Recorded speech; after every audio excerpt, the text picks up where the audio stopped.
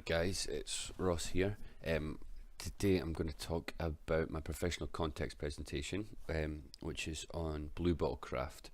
Blue Bottle Craft's a company that I started a good couple of years ago now, and it makes my presentation slightly different. The crowdfunding campaign is something that I've already been through and set up myself, although I didn't actually go ahead with it.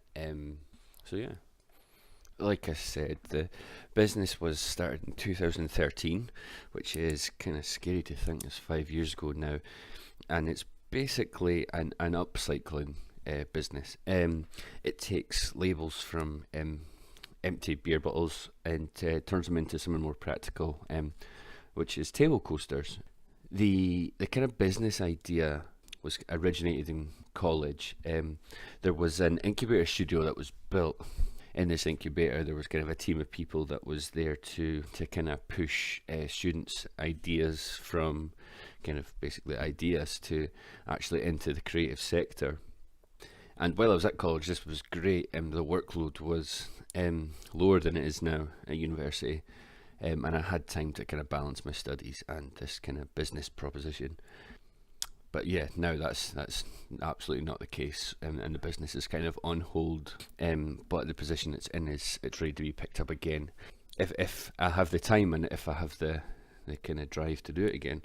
Like I said, when it originally started, this incubator studio saw my idea, and the idea was essentially, I wouldn't say a hobby, but it was just something I had done for myself. I've worked in bars for many years, and what feels like drank craft beer for many years, and I'd amassed this collection of bottles, some of the bottles being like particularly strong beers, and some of them being quite rare beers that kind of only get brewed in small batches, and some of them were just particularly aesthetic and appealing bottles.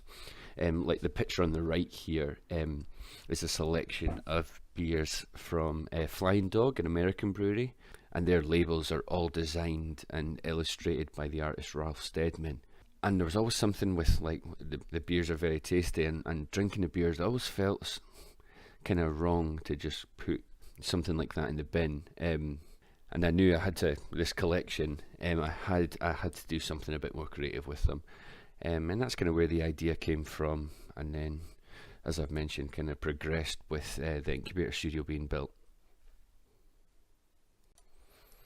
As this kind of idea developed, the kind of aim was to focus on boutique shops and handcraft shops, and even kind of tourist shops to an extent. For the boutique shops, the plan was to package sets of 4, and the sets would be in styles. So essentially, a set of 4 different lagers from different breweries, a set of 4 different stouts, and kind of red beers and IPAs, and there's so many different kind of styles of beer. Craft beer fans kind of and know their preference and know what they like. On the kind of touristy side of things, kind of aiming for Scottish beers. The kind of idea of this was the Royal Mile in Edinburgh.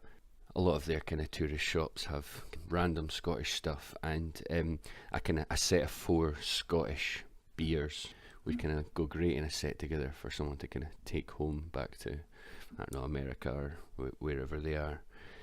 I began looking at starting a crowdfunding project when I was in this incubator studio, and it was with the help of Crowdfund Angus that kind of all my details were kind of focused. They talked me kind of through the ins and outs and kept me on the right path throughout the whole thing. But the crowdfunding project that I started never actually launched, and it wasn't until after this that I started kind of doing my own research on the crowdfunding platforms, and it was kind of highlighted that Kickstarter would be the kind of best place to go. They have a broad range of projects, and their websites were really well worked. Kind of all these projects are sectioned off and stuff, and there's kind of a place for the kind of handcraft boutique kind of market, and it's much bigger than any of the other platforms that are UK based anyway. Afterwards, if there was to ever be a kind of international project kind of launch idea. Indiegogo, they would be the kind of people to go for. They're very similar to Kickstarter, but just a kind of an international scale. A lot of that's taken over by kind of predominantly American companies and American startups, but yeah, it's kind of the same aim as Kickstarter. When I began thinking of kind of my target audience, this kind of opened up a new avenue of development for the idea. I kind of realised it's kind of 25 to 55. That's the kind of age range of people that I kind of go for. Anything below 25 is kind of drink everything and anything kind of style. Once people kind of hit 25, they kind of develop their palate a bit more. They kind of start having preferences and kind of they like a specific style of kind of beer or wine or kind of spirits. And people kind of grow attached to what they like. People, this is kind of just experience from working in bars. People who like vodka and despise gin are happy to kind of talk about it. And the spirit side of things maybe is a bit more difficult. It's more within that. So kind of within gins, people will have their favourites and have their kind of favourite styles, like kind of flavoured gins and premium gins. And yeah, it's the kind of attachment within these markets that my business focuses. But kind of, as I've mentioned, kind of beer is where it started, and craft beer fans are kind of fiercely loyal. They kind of know what they like and they know what they dislike. So kind of the best kind of people to look at for that is Brewdog. Their fans are crazy. Their business was basically entirely crowdfunded to start with, and it just shows the kind of support that kind of the craft beer side has of things, and the collectability within them as well.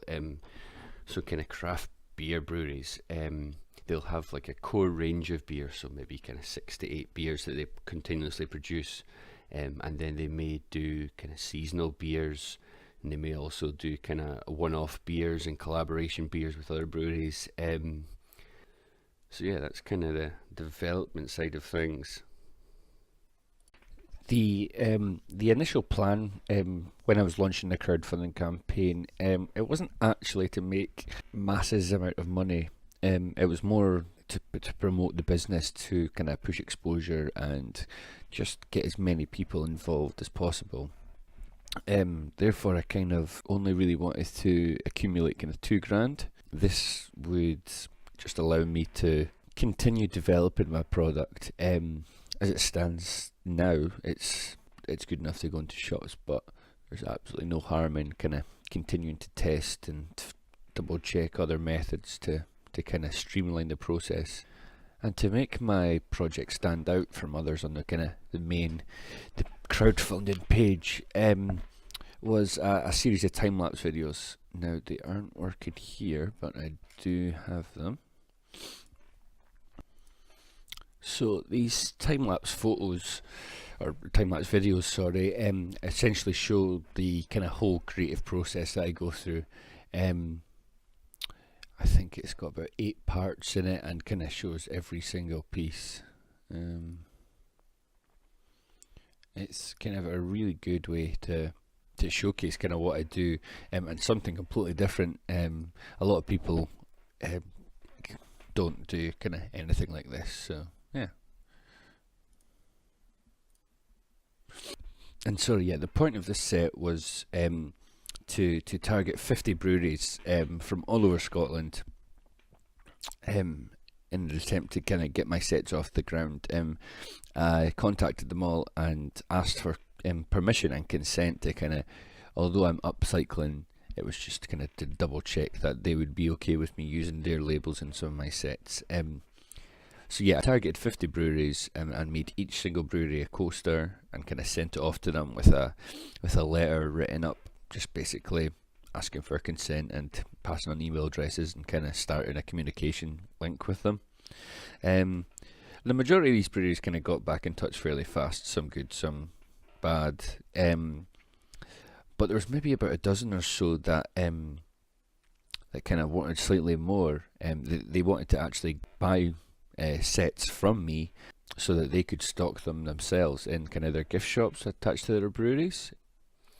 But the final kind of piece in the puzzle kind of for my crowdfunding project was the kind of pledge level prizes. So basically the rewards people get for donating X amount to your project. And like I said earlier, I didn't really want to use the crowdfunding platform as just a way to make money. I wanted it to kind of develop the awareness for the company. And therefore I kind of used the prize levels as kind of a shop front.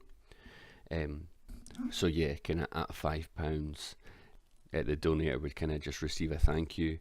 £10 would be kind of a set of 2 coasters. £20 would get a set of kind of randomised beers within a style. So kind of as mentioned before, maybe 4 different kinds of lagers or 4 different IPAs. And these kind of prizes all kind of showcase what an actual price would be in store. So kind of £40 would be a specific set, so you would be able to kind of choose what coasters go in them, and then with the opportunity to have them kind of framed. £60 would be a set of 4 in like a specific frame. £80 the larger set in a kind of randomised frame, and £100 kind of 8 coasters of your choice, kind of in a frame of your choice. And the big over £150 donation on this project, the plan was to invite these people to kind of a launch party or a successful crowdfunding campaign party. As I've mentioned before, the kind of breweries that were getting involved were kind of happy to help any way possible. I think that's kind of everything covered. I'm astounded about how much more difficult a presentation is to record rather than to do live. But anyway, I hope that was okay for you guys. And thanks very much for listening. Cheers.